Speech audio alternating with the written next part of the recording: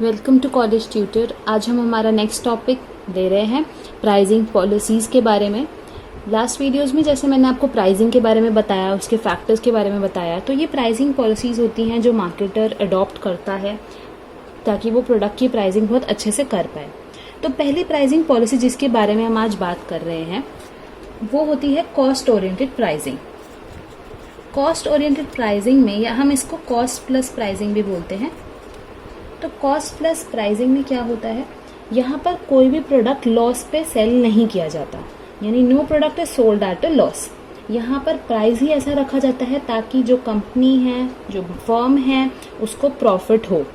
यहाँ पे सिंपल सा अरिथमेटिक मेथड लगाया जाता है कि यहाँ पर जो भी फिक्स कॉस्ट होंगी, जो भी कॉस्ट होंगी वो ऐड की जाएंगी और यहाँ पे जो भी ब्रेक इवन पॉइंट होगा वो फाउंड आउट किया जाएगा। यानी कि जो भी प्राइस हम रखेंगे जिसमें हम कॉस्ट को ऐड करेंगे और उसको सेल करेंगे मार्केट में। यहाँ पर लॉस की जो बात की जाती है, लॉस नहीं होना चाहिए कंपनी को, ऐसे हिसाब से वो प्राइसिंग रखेगी। सेकेंड प्राइसिंग पॉलिसी होती है डिमांड ओरिएंटेड। यहाँ पर डिमांड ओरिएंटेड है, यानी कि डिमांड पे ज़्यादा फोकस किया जाता है कि जिस हिसाब से डिमांड है उस हिसाब से प्रोडक्ट की प्राइसिंग होगी। सो डिमांड प्राइसिंग में क्या होता है, हाई प्राइस चार्ज किया जाता है जहाँ पर डिमांड बहुत ज़्यादा है या फिर डिमांड बहुत इंटेंस है, हम बोल सकते हैं। ठीक है, तो आप कह सकते हैं कि हाई प्राइस जहाँ पर डिमांड है इंटेंस या जहाँ डिमांड है ज़्यादा, और वहाँ पर लो प्राइस जहाँ पर लो डिमांड है। तो यहाँ पर डिमांड ओरिएंटेड के हिसाब से देखा जाता है, डिमांड ज़्यादा प्राइस ज़्यादा। फर्स्ट पॉइंट में क्या था, कॉस्ट ओरिएंटेड से, यानी कि हम कॉस्ट को देखेंगे, फिक्स कॉस्ट, वेरिएबल कॉस्ट, दोनों मिला के टोटल कॉस्ट हो जाती है। दोनों को मिलाकर प्रोडक्ट में प्राइस में लगा देंगे और प्रॉफिट कमाएंगे। यहाँ पे लॉस की बात नहीं की गई। सेकेंड मैंने बस जैसे बताया कि demand oriented. Third pricing policies जो आती है इसमें वो होती है कंपटीशन ओरिएंटेड, यानी कि कंपटीशन के हिसाब से, कंपटीशन को देखते हुए हम प्राइस करेंगे। सो कंपटीशन ओरिएंटेड में क्या होता है, अगर समझ लीजिए मोनोपोली है मार्केट में, मोनोपोली मार्केट में तो फिक्स नहीं कर सकते, मतलब आप जो मैन्युफैक्चरर है वो मोनोपोली में प्राइस फिक्स करता है खुद। लेकिन जहाँ पर हम दूसरी मार्केट्स की बात करें, जहाँ पर कंपटीशन इन्वॉल्व है, जहाँ कंपटीशन है, वहाँ पे विदाउट कंसिडरिंग द कंपटीशन आप प्राइसिंग को नहीं रख सकते। तो इस प्राइसिंग पॉलिसी में कंपटीशन को देखते हुए ही प्राइस को रखा जाता है। ठीक है, अब वो प्राइस कैसे सेटअप होंगे, प्राइस या तो उस कॉम्पिटिटर के प्राइस से ज़्यादा सेटअप होंगे, या उस कॉम्पिटिटर के प्राइस से बिलो होंगे, या फिर उसी मार्कअप लाइन में होंगे जितना कंपटीशन में रखा गया है। ठीक है, फोर्थ प्राइसिंग पॉलिसी आती है हमारी स्किमिंग प्राइसिंग। ये बहुत इंपॉर्टेंट प्राइसिंग पॉलिसी है। स्किमिंग प्राइसिंग को हम बोलते हैं स्किम द क्रीम, यानी कि पहले हाई प्राइस रखना और धीरे धीरे उस प्रोडक्ट का प्राइस कम करते रहना। ठीक है, तो इनिशियल स्टेज में यहाँ पर क्या होता है, इनिशियली प्राइस रखा जाता है हाई, और धीरे धीरे जैसे डिमांड कम होने लगती है, जैसे कंपटीशन इंक्रीज होने लगता है, डिमांड की बात नहीं करना चाहिए शायद मुझे यहाँ पर, क्योंकि स्किमिंग प्राइस में इनिशियल प्राइस तो हाई रख रहा है जब भी हम प्रोडक्ट को इंट्रोड्यूस कर रहे हैं, तब तो नॉर्मल ही होती है डिमांड। लेकिन जैसे ही कंपटीशन इंक्रीज होने लगता है, ग्रेजुअली हम प्राइस, जो प्रोडक्ट का प्राइस है उसको कम करने लगते हैं। तो यहाँ पे स्किम द मार्केट इसको बोला जाता है। स्किम द क्रीम बोल सकते हैं आप, मार्केट बोल सकते हैं। ठीक है, फिर आता है हमारा fifth pricing policy, that is penetration. Penetration pricing policy में क्या होता है, प्राइस रखे जाते हैं लो। क्यों प्राइसिंग पॉलिसी हम यहाँ पर पेनिट्रेशन में क्यों लो प्राइस रखते हैं, क्योंकि मार्केट में कंपटीशन इतना ज़्यादा है, इसीलिए ये वाली पॉलिसी अडॉप्ट की जाती है। तो आप कह सकते हो कि जब भी कंपटीशन ज़्यादा हो या फिर प्रोडक्ट का सर्वाइवल इम्पॉर्टेंट हो, यहाँ पर क्या इम्पॉर्टेंट हो, सर्वाइवल, या आप कह सकते हो मार्केट शेयर।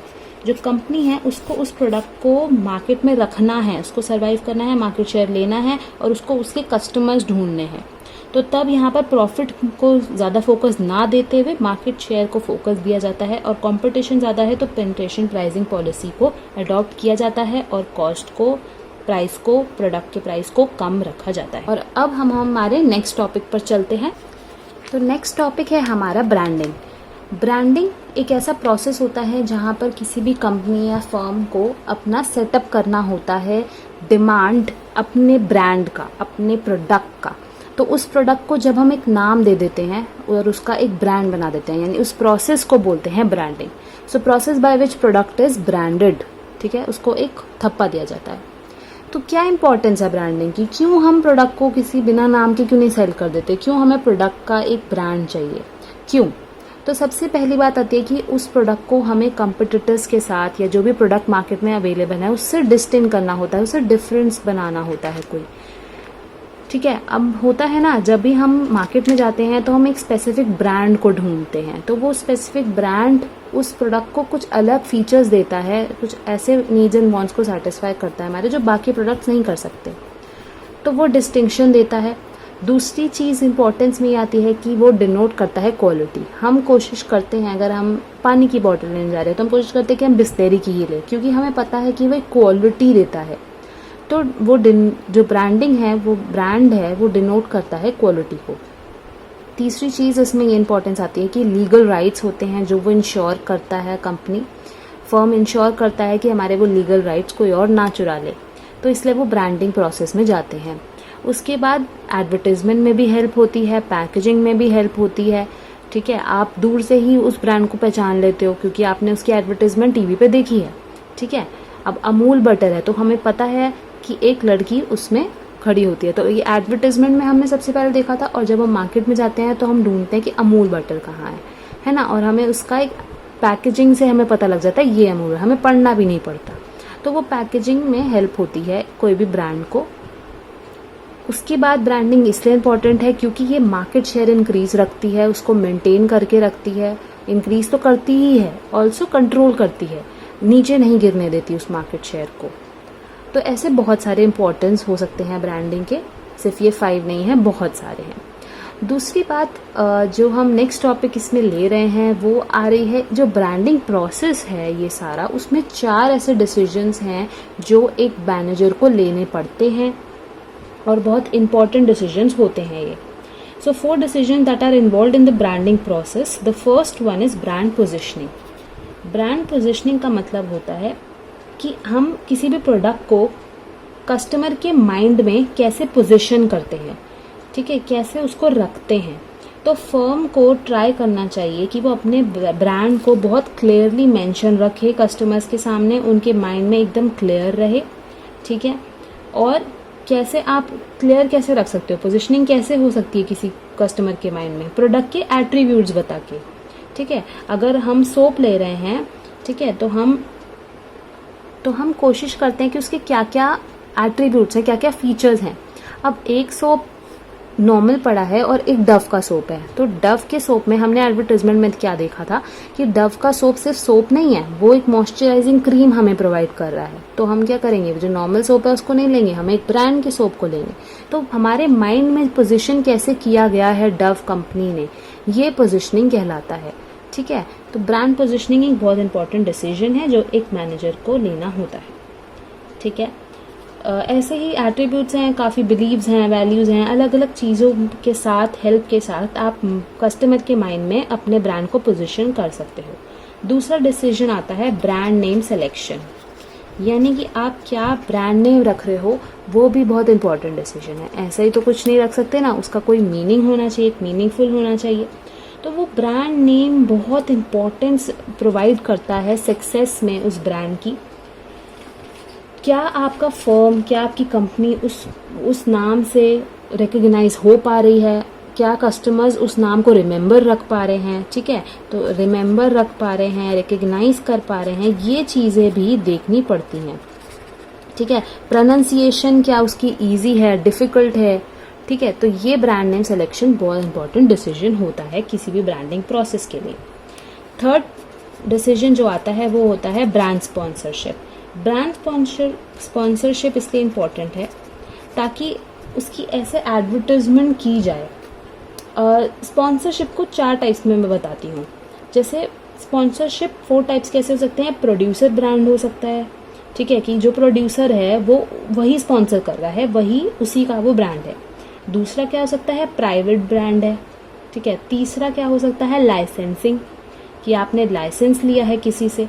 ठीक है, या फिर को ब्रांड, यानी कि दो ब्रांड साथ में मिलकर एक दूसरे को स्पॉन्सर कर रहे हैं और एक दूसरे का एडवर्टाइजमेंट कर रहे हैं। ठीक है, तो जैसे मैंने बताया, मैं लिख देती हूँ कि ब्रांड स्पॉन्सरशिप में 4 टाइप्स, जैसे मैंने आपको बताया कि वो प्रोड्यूसर का ही प्रोडक्ट है, यानी प्रोड्यूसर खुद ही अपना ब्रांड कर रहा है, प्रोड्यूसर ब्रांड है।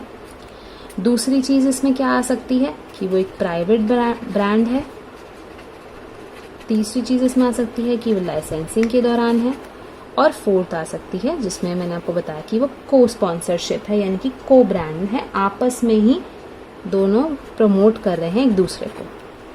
तो ये स्पॉन्सरशिप के 4 टाइप्स होते हैं। फोर्थ डिसीजन की बात करें तो वो होता है ब्रांड डेवलपमेंट। ब्रांड डेवलपमेंट में 4 ऑप्शंस हो सकते हैं। किसी भी जो भी डेवलप करते हो आप ब्रांड को, मैनेजर जब डेवलप करता है तो वो 4 ऑप्शंस को देखता है। क्या क्या ऑप्शंस होते हैं वो, या तो पहले क्या ऑप्शन हो सकता है कि या तो वो लाइन एक्सटेंशन करे। लाइन एक्सटेंशन का मतलब है कि एक एग्जिस्टिंग ब्रांड है, ठीक है, एक एग्जिस्टिंग ब्रांड है, वो अपने ब्रांड में अलग अलग प्रोडक्ट्स जो सो लाइन एक्सटेंशन में क्या होता है कि जो प्रोडक्ट्स हैं, एग्जिस्टिंग प्रोडक्ट्स हैं, उनमें अलग अलग फ्लेवर्स करना, उनमें अलग अलग मॉडिफिकेशंस करना, और उसी ब्रांड नेम के साथ सेम ब्रांड नेम रहेगा, लेकिन उस प्रोडक्ट जो एग्जिस्टिंग प्रोडक्ट है उसमें नए नए फीचर्स आ जाएंगे। वो होता है लाइन एक्सटेंशन। प्रोडक्ट लाइन आपने पढ़ा है तो वही होता है लाइन एक्सटेंशन। उसके बाद दूसरा ऑप्शन क्या है, ब्रांड एक्सटेंशन। ब्रांड एक्सटेंशन का क्या मतलब है, इसमें आते हैं न्यू प्रोडक्ट्स।